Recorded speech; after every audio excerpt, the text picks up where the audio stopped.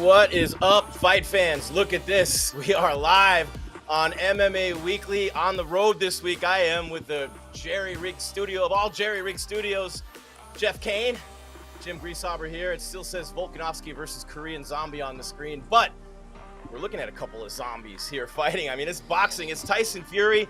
It's Dillian Whyte, Jeff, and I know you're not the world's biggest boxing guy. MMA kind of ruined boxing for a lot of people. I'm with you on that for sure.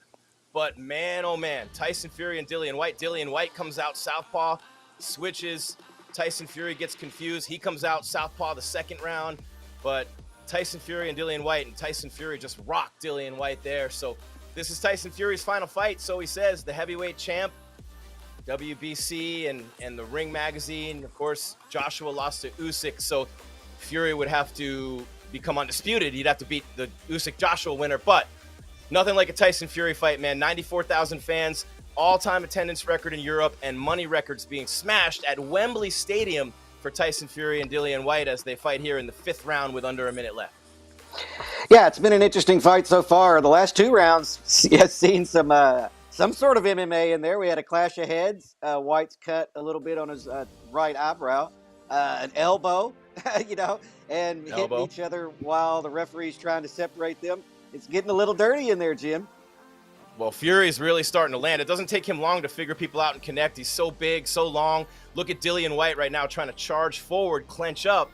A lot of clenching, of course, in boxing, but Dillian Whyte has to stay in tight on Fury. And that's the biggest thing you learn watching his fights, the Wilder fights and everything is, number one, he's got heart upon heart upon heart. He's got a granite chin, but he can hit you from anywhere. It's like go gadget arm. Nobody knows who Inspector Gadget is anymore. Go gadget arm. All of a sudden, your arm becomes 10 feet long. That's what it feels like fighting Tyson Fury in there. He's a giant. Yeah, I mean, this has been a competitive fight. I don't feel like either one of them has a step. I think that Fury definitely won that last round, but I feel like this fight's pretty close in the scorecards. But it's boxing, so what the hell do I know?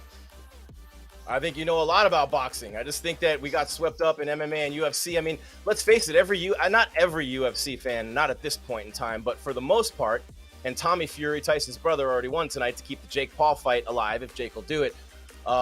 We have to tie everything back to Jake Paul. It's just the way the boxing world works now. Biggest star in the sport is Jake Paul, unfortunately. Not Canelo, not Tyson Fury, it's Jake Paul. But Fury really starting to land. That's a devastating body shot right there. And those are the ones that he used to break Wilder down, especially in the last fight, but then Whyte hitting Fury with a couple of body shots. So the thing is, most UFC and MMA fans, Jeff, started as boxing fans. I mean, as a kid, I'm watching Muhammad Ali, Sugar Ray Leonard, Thomas Hearns. I mean, we all started our age. We started with boxing, for sure. Mm-hmm. Oh, yeah, for sure. And then the kickboxing, K1 was on ESPN and stuff, and that sort of changed people's perspective a little bit, but it didn't take off for whatever reason. And then MMA came along, and we all were like, what the hell? But yeah, it looks like both of these guys have put in work to each other's body. Both of them are going to the body. And so it's going to be interesting to see when we get into these later rounds, which one slows down. Although I feel like Whyte is already slowing down. Yeah, he is. And these guys were sparring partners for a long time, years ago. And they said it at the press conference this week. People saying, oh my gosh, well, Whyte knocked him down one time in sparring. You're not sparring to win the fight. You're sparring to prepare your sparring partner for the fight.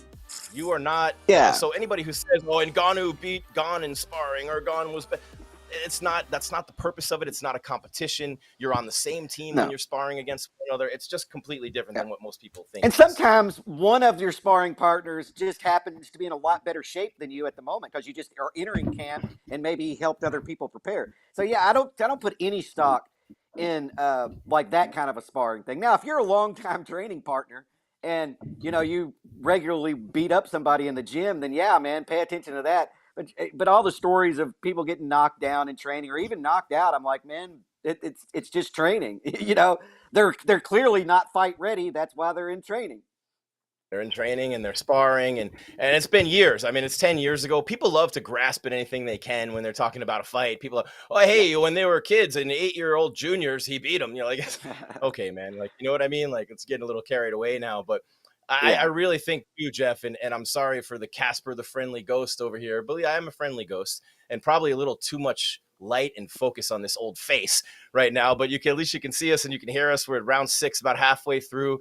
Whyte did look a little tired last round, kind of pacing himself, conserving a little bit now. Fury, had a great camp. He's always got the love handles. He doesn't have the quote-unquote athlete's body, and he jokes about that. But, I mean, what a story, man. Tyson Fury. And look at that right by Fury. That's devastating right there. And I love how he says, hey, this will be my last boxing match. When I fight, when I fight Francis Ngannou, this is Tyson Fury talking, it'll be in Raiders Stadium in Vegas in 4-ounce gloves, with boxing rules in a cage. It won't be. And that was Tyson Fury who said that. What boxer is going to say that? 4-ounce gloves in the cage, even though it's a boxing match? I give him credit for that. Yeah, look, if I'm a professional, I mean, this is going to sound terrible to the MMA people, and I'm going to get hate for this. But if I'm a boxer, I'll fight any MMA guy with 4-ounce gloves. It's actually helps me, because I'm the better boxer. That's my discipline. That's my wheelhouse. And you give me smaller gloves, then I think it just leans to my success. Goodbye, Dillian Whyte. Is he going to get up from that? No way. Like Fury did against Wilder, the Undertaker on the 8 count. The uppercut from Tyson Fury just knocked his damn head off. Dillian Whyte is okay. Oh, no, he's not. It's done. He just stumbled into the rope. It's over. Wow, just like that. Oh, man, Tyson Fury with wait for this replay from his freaking shoe, all 10 feet tall of him, just literally snapped Dillian Whyte's head straight back and his body went with him. I mean, that is the epitome of a knockout right there with the uppercut. Whyte did get up, to his credit, but then he couldn't stand, stumbling forward. And I mean, Tyson Fury, if this is the way Tyson Fury goes out, what way could you possibly top what he just did, man? Think about that. I mean, that's what everybody in Wembley Stadium came to see, and he just gave it to him. Yeah, I'm like I said, I'm waiting for the replay because I didn't get a really good look at it. I was switching over screens. But yeah, I mean, he covers distance. It's like he brought up earlier. It's deceptive. He covers distance so well, and he's closer to you sometimes than you think. He's further away from you, and he's just able to get in and out and hit you from weird angles that you're just not used to seeing. Yeah, that was a devastating uppercut. I just saw it. Wow. Right on the inside. I mean, just boom, and he collapsed him. Yeah, if that's his going away fight, man, that's a way to walk away from the sport for sure. Very smart guy, Tyson Fury. Wembley Stadium, 94,000 people. Think about that. When Ronda fought Holly, that size crowd in Australia, Wembley Stadium, that size crowd. We have a couple, like Errol Spence just fought in Dallas, but that was 40,000. Is there an American fighter who can fill that kind of crowd? Is there an American fighter who can do that? I don't think so. Not right now, or not in my opinion. I mean in all combat sports, not just boxing. I think it's just going to sound kind of crazy. I mean, if Jake Paul wins 5 more fights and beats a couple of legitimate boxers, then yeah, I think he can sell a place like that out. But he's not there yet. But outside of him, I don't even see any prospects of selling out 94,000 seats in an outdoor arena, man. I think that those days are over, Well, I don't know. We'll see if Conor McGregor can get his shit together and come back and put together. Conor might be able to do it. Yeah, because I forget about Conor because he's been away for a while dealing with the leg.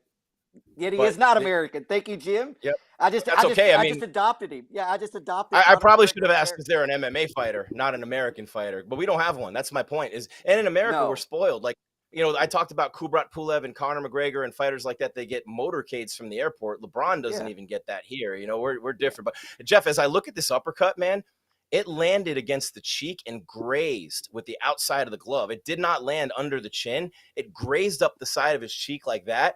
And that is what you call just hellacious power. Hellacious power from Tyson. I mean, he wound that thing up.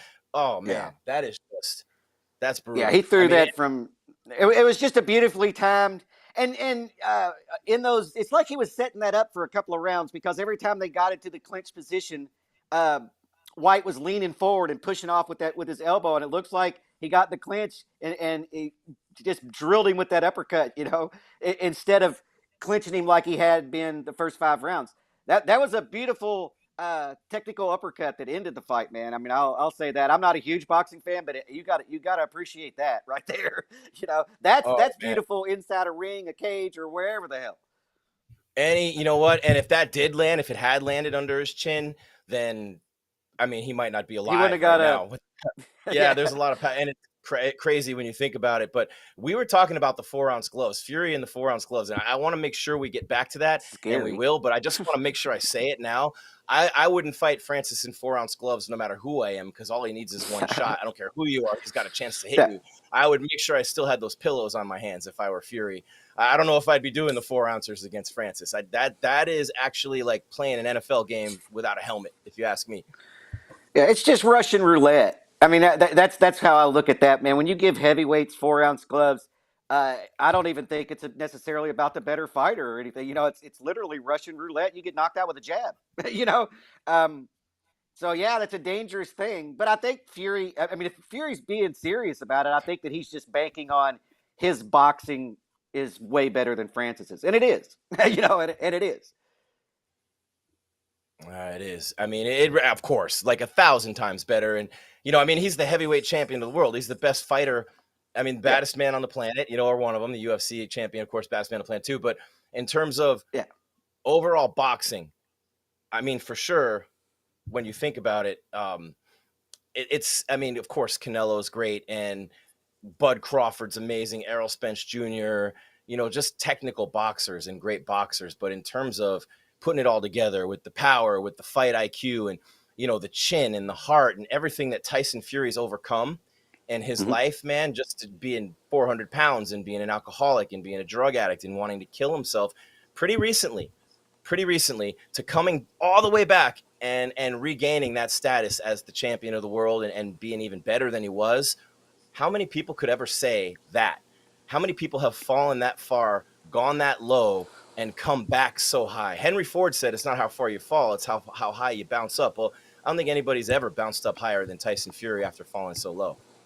No, and we just to tie it into MMA, that's sort of also how I feel about Francis Ngannou, is that he and Fury they've fought bigger battles than the fight inside the ring or cage, right? And they've won those battles. So getting in there and fighting is not the greatest battle in their life, and so it's incredible to see somebody overcome the odds that those two men in particular have overcome to be where they are today. It's incredible, and everybody should take notice because it does show you that it's not where you start, Jim. It's where you end up. It's not where you start, it's where you end up. And it couldn't be. And I'm sorry, Jeff, I literally looked down and returned a quick text from a fight fan while you were saying that. Who were you saying? Francis Ngannou. I was tied it into MMA. His journey and what he's overcome. Yeah, think of the stories leading up to that fight. Oh my God, you're right. Yeah. Oh yeah. It's just incredible. Like it's that's you don't need to look far for inspiration. You can just look at Tyson Fury and look at Francis Ngannou in MMA. Different journeys, but definitely huge obstacles that they overcame in their lives to be on top of the sports world. I'm glad I got here for the 5th round. I mean, the 6th was all we got. My son's football game, flag football. My son scores touchdowns, conversions, interceptions, great game. And my other son's driving and we're racing back. And I'm like, man, I'm watching the fight on my phone in the car. And I thought we'd have a little more time in between fights. And we didn't, but we made it just in time, Jeff. And this is something because we could turn it into a Fury and Ngannou show because we're a UFC, we're an MMA channel. I always say UFC. I'm a snob. Guys, I don't even care about Bellator. Ask me if I care if Cyborg fought. No, not one bit. Ask me if I think Aaron Pico and we can stop with AJ McKee. Thank you, Patricio, for that. I love the Pitbull brothers, but I am a bit of a snob. So I'll say UFC, and it's not that I get it confused. Like a lot of people will say UFC, like people say Band-Aid, when really it's a bandage, and Band-Aid's the brand. UFC is the brand. MMA is the sport, of course. Yeah. But I'll say UFC because I'm a snob, and I fully admit I'm like the guy in Titanic, not the bed. Well, look, hey, this week just because we're hitting on it right now, has been a great week in combat sports. Across the board. You had the PFL kick off their season on Wednesday. Their new season, and then you had a Bellator event last night. You have a UFC and a Bellator tonight, and we just had the heavyweight boxing match. I mean, this week has been friggin' insane and we actually had an LFA event squeezed in there on UFC Fight Pass. So it's been a friggin' crazy week, Jim. Crazy week. No, when you think of that's true, because it is. And it's a big weekend, and I hate to just poo-poo it, because you had Cyborg, and then you had Carmouche with the big title win, former UFC fighter against a fighter who was heavily favored over Velasquez. But then you also have Andrade and Lemos headlining the UFC. So women in the co-main and the main in Bellator, and the main in the UFC. Can you remember that happening in the same weekend? Well, what's weird about it is that both Bellator last night was headlined by women. The Bellator tonight's headlined by women, and the UFC is headlined by women. So no, I cannot remember 3 events in the same weekend in those, because they're the 2 biggest promotions in mixed martial arts, right? I mean, we can talk about ONE FC and PFL, but really and truly, the UFC and Bellator are the 2 biggest promotions in mixed martial arts. And so to have the 2 biggest promotions in MMA headlined by females is incredible. We've come a long way since, Hook and Shoot in Evansville, Indiana, who used to have all women's cards, and then Invicta. And now women are at the top of the game, maybe even bigger than most of the men, I mean, in some cases, I mean, when Ronda and Holly fought and there were 94,000, and I got to turn on my closed captioning so I can, come on, Jim, rookie mistake here. Tyson Fury talking to the crowd. Is he singing? Is he going to sing? He sings. I mean, who's done what Tyson Fury does? He beats people up. He knocks them out. He wins the trilogy fights against Wilder, and he won the first one. I don't care what he said. It was not a draw. Fury won that. It was, but it wasn't. You know what I mean? The judges, 3 blind mice. But he sings after the fight. He's just with every paper I deliver bad news on the doorstep. He's got a new song for you. I mean, his person to be there, and gives a lot of money to charity. Right, Shaquille O'Neal proved it. Right, Muhammad Ali proved it. There's nothing better than a nice, jolly old big guy. Fans always love the nice, jolly old big guy, like the really cool. Not the Kareem Abdul-Jabbar sneering all the time, never smiling. No, the Tyson Fury, the Shaquille O'Neal, the big guys who smile and goof it up and have fun. The fans love those guys the most. Yeah, and that's why Tiavasa is so popular. It's just because they're in a good mood, man. They've got good energy. There's hardly ever a negative comment out of them. I mean, I agree with you, Fury. I don't know. Maybe Valentina, because she just destroys people and does this little dance afterwards every time. But it's not singing a song. No, and Tyson Fury just sang and I love that he sings it. It's my favorite song when I was little. I used to run around singing it everywhere at like 3 years old. Bye, bye, Miss American Pie. Oh. Drove my Chevy. Tyson just sang that. I would run around singing that all day. That and Elvis, Heartbreak Hotel, with my little Elvis guitar that my mom had to brainwash, like, since my baby left me. But Tyson Fury sings Bye, bye, Miss American Pie, man. And I gotta love that. But 3rd consecutive win by KO, 32-0 with 23 knockouts in a draw, 32-0-1. And that was the Wilder fight. So really 33-0, as we just said. But you cannot retire. He's breaking all the records in modern day history. It's just he's asking him to walk him through how he set up the uppercut now. And I'm watching on closed captioning. You see my eyes going down on my phone. But he's undefeated. And I think since Joshua lost to Usyk, and this is where boxing sucks, and I'm going to be honest with you. And yes, I did say it. This is where boxing sucks. Not boxing sucks completely. This is where boxing sucks the most. The best fighters don't fight each other at the right times. Don't Floyd and Manny up and wait till they're both 40. Don't, or super late in their careers. Don't Bo and Lewis us and they never fight. You know what I mean? I mean, we want to see Leonard and Hearns and Hagler and Hearns, and we want to see all these fights, man. We want to see. We don't want to see Floyd Mayweather master the art of fighting Canelo too early and Pacquiao too late. We want what we get in the UFC, which is the baddest men in the sport fighting each other.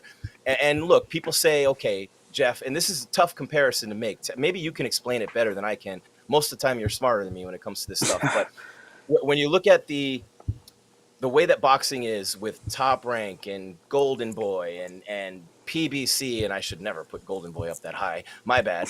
Top Rank and PBC, and all these guys. And Don King's not a factor really anymore. But when you look at it, those are different promoters and different promotions. So it'd be like UFC, Bellator, PFL fights happening all the time. That's what it is. That's the equivalent. So I mean, it's tough to put away. If Oscar and Floyd aren't going to work together, Ryan Garcia is not going to fight Gervonta Davis. You know what I mean? It's tough to do. When there's enough money, the UFC will work with Showtime and HBO. Everyone will work together when there's enough money. But if there's not, they won't. And that's why we haven't seen Crawford and Spence fight. But we never saw Fury and Joshua. So if Joshua beats Usyk, and I understand Fury saying Usyk's a middleweight, you got knocked out by him. I get it. Maybe you don't want to fight Usyk. Why would you? Who cares about him?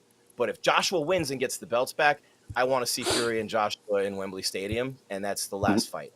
I'd have to see that. Number one, because I hate Joshua and I want to see him get decapitated. But number two, because the fans have to see that fight. Yeah. Look, you're exactly right. That's the difference between mixed martial arts and boxing is that you're dealing with multiple promotions. Jeff, hold on 1 second. Real quick. I just got to stop you. Look who's in the ring with him right now. Who is it? Francis, baby. Oh, I didn't. He brought in Francis, and Fury's huge. Look how big Fury is. Wow, a couple more months, I will be back on my feet. Francis talking about it. He's good. Wow, there's a message, Dana. You ain't getting that boxing money if you don't. Francis ain't. I've said it. Francis isn't coming back to the UFC. Not right now. He's going to go get the money for boxing, which is exactly what he should do.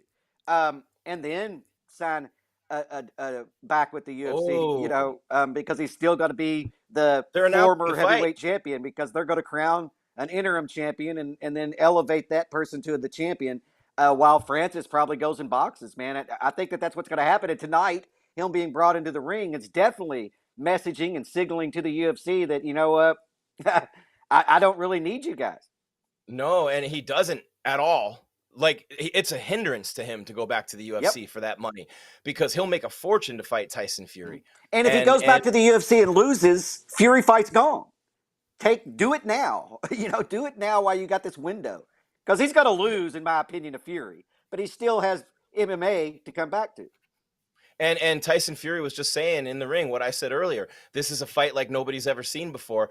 4-ounce gloves in a cage, mixed rules. They're doing what Triller's doing with Triad Combat, where they had Pulev fighting Frank Mir. It's a boxer and an MMA fighter. And, it's Fury's huge. He's way bigger than Francis, which, even wider in the shoulders, which, Francis is a monster, for God's sake. But I think that if the UFC is going to have to rethink their strategy on fighter pay to allow a guy like Francis to reach free agency, that's a colossal screw up. Someone's head's bouncing off the ground for that one. That's a colossal screw up to put yourself in a position where Francis can sit out the rest of the year after a knee surgery and come right back into Tyson Fury without you. You effed up big time. They weeded themselves out. Out. They should have come to a deal with him and then co-promoted the Fury fight like they did with Tyler. They don't make mistakes like this, Jeff, do they? They never make mistakes like this. Barely. No, they don't make mistakes like this. This is definitely an anomaly. It's definitely a weird. Francis is the unicorn, man. He was the one able to fight out his contract, remain the champion, and then leave. It just does not happen. I can't think of it. Randy Couture way back in the day left and went to rings, right? Right. Outside of that, I can't. BJ Penn left, but he came back.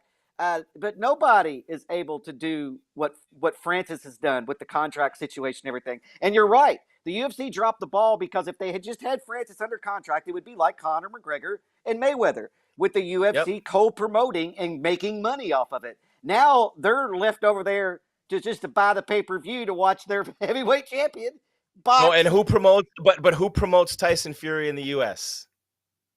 Who does? You know the answer to that question? Does anybody know in the chat? Bob Arum.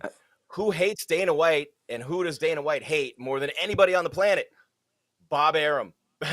Good luck, Dana. I hate to say it, but I don't even want to say it. Can I say that Dana White got outfoxed here? Or I don't want. It almost sounds weird coming out of my mouth. Endeavor Definitely.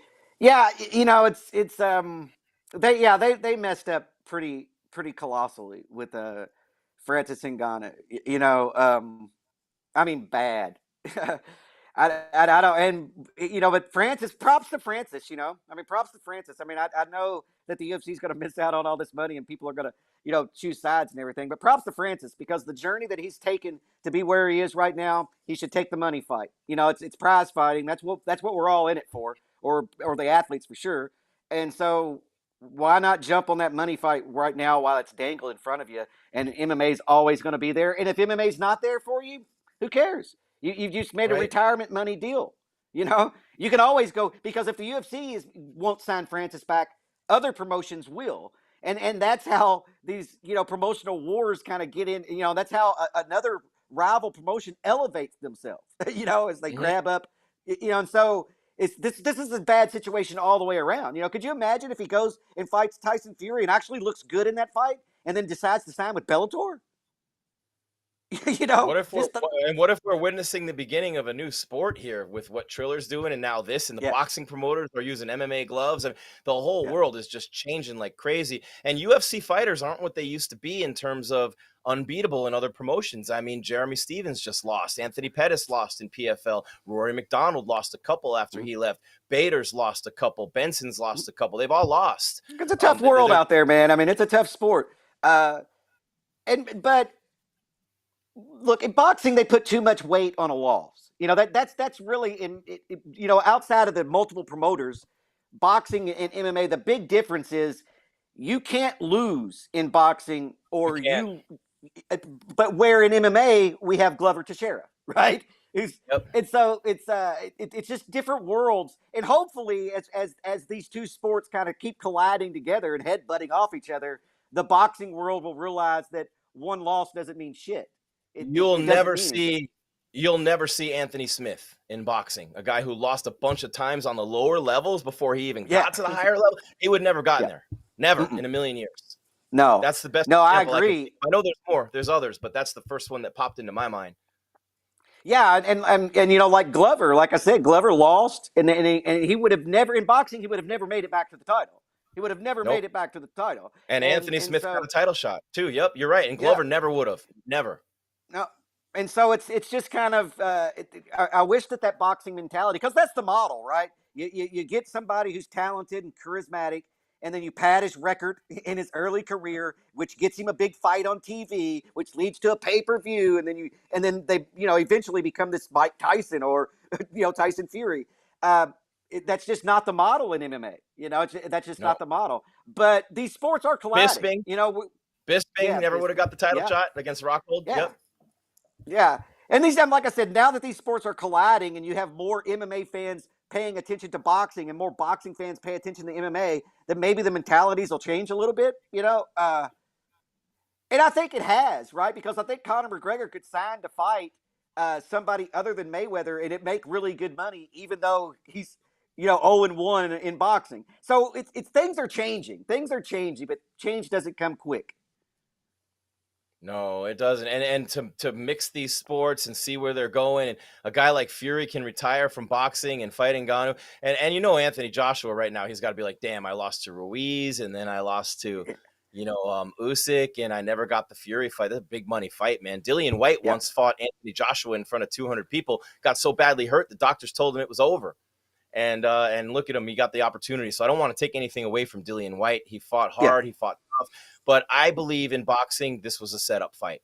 I believe that everyone in boxing knew Dillian Whyte didn't have an ice cube's chance in hell against Tyson Fury, and it just, I mean, he didn't.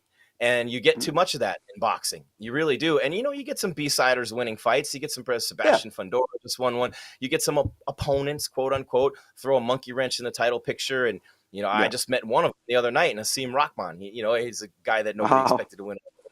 It's a That's a monster, blast from the past. Wow. His kids are all fighters. They're out in Vegas here. But it just, I mean, it's just seeing what Tyson Fury has been able to do, the way he works the body. He's so confident there, the head movement, the athleticism for a guy his size. I mean, he just looks like a tree. He's not cut. when he throws punches, his love handles in his stomach are jiggling all over the place. And, you know, I mean, good luck. It doesn't matter. He's just the guy who rips a tree out of the ground and beats you with it. Yeah, he's got a great reach, and while he does not have an athletic physique, he's very athletic, and so it's deceptive, and he's smart. You know, he takes his time. He doesn't rush in it because like rushing in a fight will get you hurt. And experience is what it takes to not do that. And he's just so calm in there, and you know he goes like you said, he covers all the spots. He works the body. You know, he fight on the inside. He clinches well. I think his clinch game is excellent, you know, and then on the outside, he's got that reach and he comes from weird angles. He's a tricky puzzle to figure out, you know? Yep. And he outlanded him 76-29. Tyson Fury threw 243 punches in less than 6 rounds. That's 40 punches plus per round. And the 6th round wasn't that long, really. So when you think about it, man, that's, that 243 punches at his size, at a heavyweight. I mean, at a heavyweight, and I mean, just he's nimble, his head movement, his legs, he's undefeated. It just, you know, I mean, and the most impressive thing I've ever seen him do is get up from that Wilder punch. I mean, he sat up like the Undertaker. I thought Undertaker he was dead. I mean, like he literally, it looked like the Undertaker, but the Undertaker was an act. You know, yeah. It was. Yeah.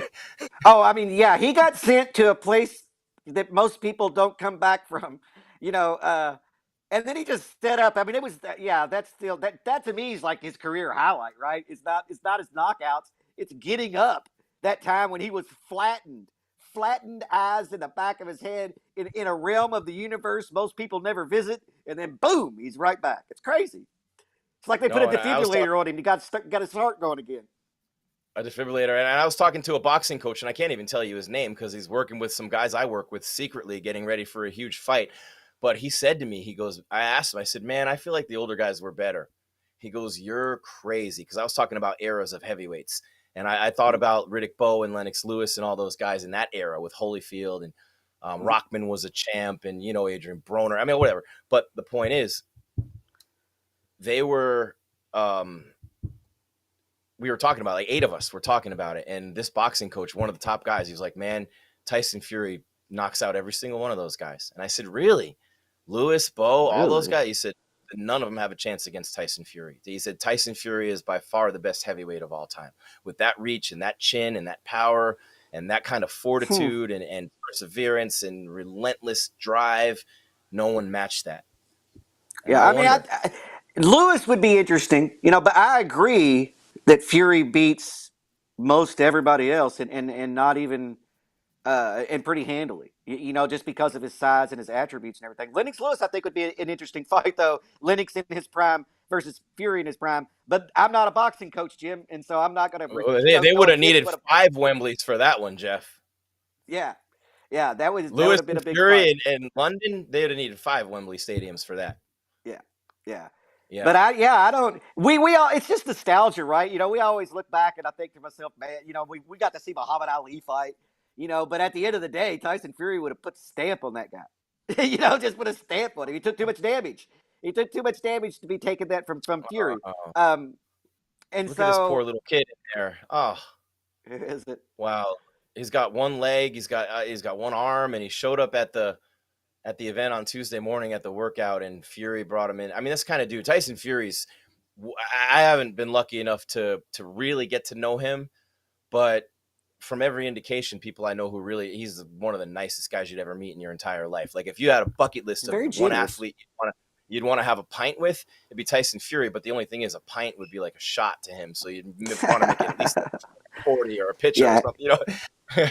Yeah. He's incredibly generous with his time and money, you know, and that's one of the things that I like about Fury is he's probably going to donate, if not, you know, some of his purse, if not all of his purse to some charity, you know, because that's what he does.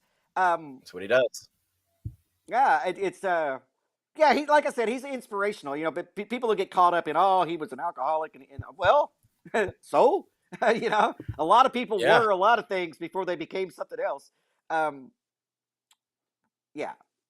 I'll just leave it at that. I like Tyson Fury, like as an individual. I haven't followed his boxing career. I'll be honest with you, just recently, the last few years. but everything that I've read about the guy and all of the interviews and everything, he's a likable guy, and he's seems honest and nice, man. I mean, and that's hard to keep. That's hard to maintain when you reach superstar status because everything in the world tells you you can be an asshole if you want to. There's no retribution for it, and he chooses to be who he is. He doesn't have to be. Oh, did we lose Jim? I guess we did. That's terrible because that's the boxing expert. I am the MMA expert. But with the boxing match out of the way, we do have for MMAWeekly.com. Hit the like button, hit the subscribe button, hit that little bell button, and you'll get notified whenever we go live or have a new video up. And tonight we will have the UFC results. We will have the Bellator results and all of the post-fight stuff on that. So it's a great weekend for combat sports, great weekend for fighting. And yeah, Tyson Fury scores, I believe it was a 6-round knockout, uppercut. And that was it. Whyte couldn't get up. He got up to his feet, but his legs were gone, and he was definitely couldn't continue. But yeah, there's Jim. There's Jim's back. Here's what happened, Jeff.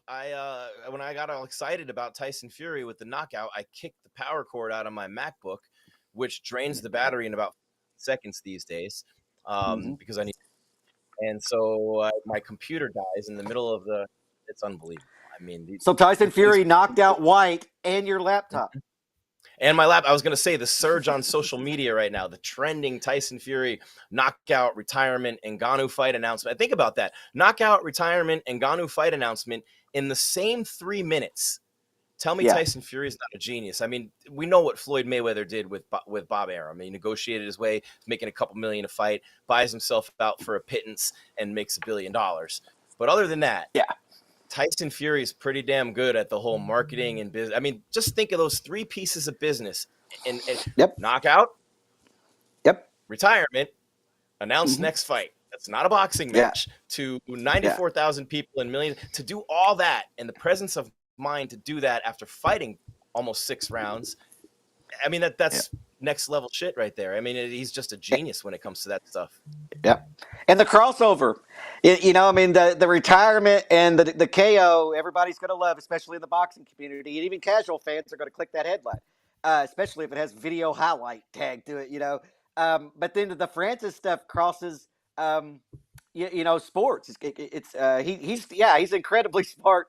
God, he just hit every boxing website, every mainstream media website, and every mixed martial arts website, all in a 3-minute span. That's unbelievable. And they X'd out Dana White, out Dana White in the same shot. Think about that. Yeah, this is legendary. Spent no money. That they just did. Yeah, I mean that marketing right there is worth $10 million. And he just did it he just got it done for free.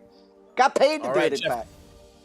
Scott's playing us off stage left because you're going to write an article. Go to MMA Weekly and check out Jeff's work on this fight. He's going to recap Fury and talk about Ngannou and Fury. Really, that's the big story in the MMA side right now. Jeff, before we wrap it up, man, your final thoughts on Fury and Dillian Whyte and everything we just saw. Yeah, I thought that Whyte came out, with a plan, and he pursued Fury early on, and then Fury was just too much. He was just too much. I don't know who solves that riddle, man. He's got a lot of attributes that's going to be hard to mimic in the gym. I hope that's not his retirement fight. If you're going to end like that, great. But I would like to see him continue to fight, and maybe we will see him. Maybe we'll see that Francis fight. All right, well, my final shot, and Barry and Jackson are fighting right now on the UFC Fight Night, in case you're wondering, and you'll stay on MMA Weekly for that, too, with Lemos and Andrade as the main event. But my final thought is what Tyson Fury just did from a business standpoint with Ngannou, with the retirement. They X out Dana White if they want to. They use the UFC if they want to. Just a brilliant, brilliant man, an incredible athlete, an incredible champion, and an incredible story in perseverance and never quitting, never giving up on yourself, no matter how far you fall and no matter how dark it gets in your life. Man, I love you, Tyson Fury. I'm going to say that. And my final thought, Jeff, is if I'm Ngannou, I don't know if I would have walked up those steps after that uppercut. I'm not sure. Yeah. But look, he's looking at this big payday, man. And Francis deserves it. If there's anybody in mixed martial arts that deserves a big payout, it's Francis Ngannou, man. His story is equally as inspiring as Tyson Fury, and I hope they put that fight together. I really do. I don't care what rules it's in there. It could be a straight boxing match. I'm buying it.